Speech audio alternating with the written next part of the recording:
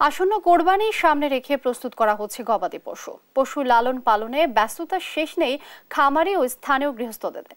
বিস্তারিত জানাতে ঠাকুরগাঁও থেকে সরাসরি যুক্ত হচ্ছেন সহকর্মী শাকিল আহমেদ। শাকিল যুক্ত হচ্ছেন। শাকিল, ঠাকুরগাঁওয়ে এবার কি পরিমাণ কোরবানির পশু প্রস্তুত হচ্ছে, এ বিষয়ে কি বলছেন খামারিরা? ধন্যবাদ লিনিয়া। আপনাকে একটু জানাতে চাই যে ঈদ উল ফিতর শেষ হওয়ার পরে ঘরের দরজায় করা নাড়ছে কোরবানির ঈদ। আর ঈদকে সামনে রেখে খামারি এবং কৃষকরা ব্যস্ত হয়ে পড়েছেন তাদের গরুগুলোকে প্রস্তুত করার জন্য। আমরা বিভিন্ন খামার ঘুরে দেখেছি যে যারা খামারি রয়েছেন তারা একদম দেশীয় পদ্ধতিতে খৈল খড় এসব খাইয়ে গরুগুলোকে মোটা তাজাকরণ করছে। এবং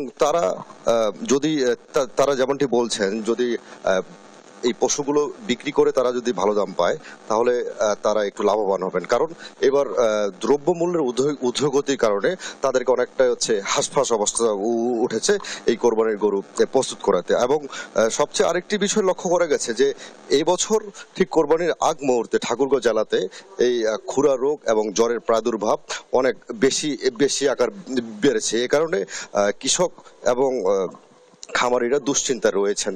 আমরা এই মুহূর্তে আছি ঠাকুরগাঁওয়ের পল্লী বিদ্যুৎ এলাকায় একটি খামারে। আপনি দেখছেন যে এখানে দেশীয় পদ্ধতির মাধ্যমে দেশি বিদেশি জাতের গরুগুলো লালন পালন করছেন। এখানে আমাদের সঙ্গে একজন খামারি রয়েছেন, একটু কথা বলবো যে আপনার গরুগুলো কিভাবে প্রস্তুত করছেন কোরবানির জন্য, এবং কি মনে করেন এই গরুগুলো এবার বিক্রি করে লাভবান হবেন কিনা?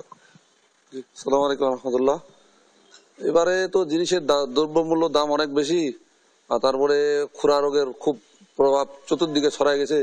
তারপরেও অনেক ভ্যাকসিন ট্যাক্সিন দিয়ে সংরক্ষণ করে রাখছি। তো যদি দাম একটু ভালো পাওয়া যায় তাহলে কিছু লাভবান হওয়া যাবে, আর যদি দাম ঠিক মতো না পাওয়া যায় তাহলে হয়তো লাভবান হওয়ার সম্ভাবনা নাই। এই আর কি। গরুগুলাকে কিছু ওই যে লিপিয়ার ঘাস খাওয়াচ্ছি, খড় খৈল ভুসি, তারপর কিছু ফিড খাওয়াচ্ছি, গরুর যেটা ফিড আর কি। সাথে আমরা ওই যে দেশীয় খাবার খড় খাওয়াচ্ছি, তারপরে ভুট্টা গম, তারপর ধান মিলের ব্রান, এগুলো একসাথে আমরা নিজেরা খাদ্য তৈরি করে একসাথে খাওয়াচ্ছি আর কি, সিদ্ধ করে। মানে শুকান খাবার খাওয়াই না। শুকান খাবার খাওয়াইলে আর অনেক সময় দেখা যায় পেটে গ্যাস হয়ে যায়, আবার পাতলা পায়খানা হয়, যার জন্য সিদ্ধ করে খাওয়াই আর কি। ধন্যবাদ। তিনি যেমন জানাচ্ছিলেন যে দ্রব্যর ঊর্ধ্বমুখী হওয়ার কারণে তারা চেষ্টা করছেন তাদের গরুগুলোকে দেশীয় পদ্ধতিতে লালন পালন করার জন্য। এবং আমরা জেলা প্রাণী সম্পদ কর্মকর্তার সাথে কথা বলেছি, তিনি যেমনটা জানিয়েছেন তাদের তালিকাভুক্ত ঠাকুরগাঁও জেলায় প্রায় 1000 গরুর খামার রয়েছে, এবং এই 1000 খামারে প্রায় 58,000 ষাঁড় তৈরি হয়েছে এই কোরবানির জন্য। এই ছিল ঠাকুরগাঁওয়ের কোরবানির জন্য খামার থেকে সর্বশেষ অবস্থা। লিনিয়া। শাকিল, ধন্যবাদ আপনাকে। দর্শক, আসন্ন কোরবানি সামনে রেখে প্রস্তুত করা হচ্ছে গবাদি পশু, এ বিষয়ে বিস্তারিত জানছিলাম সহকর্মী শাকিলের কাছ থেকে।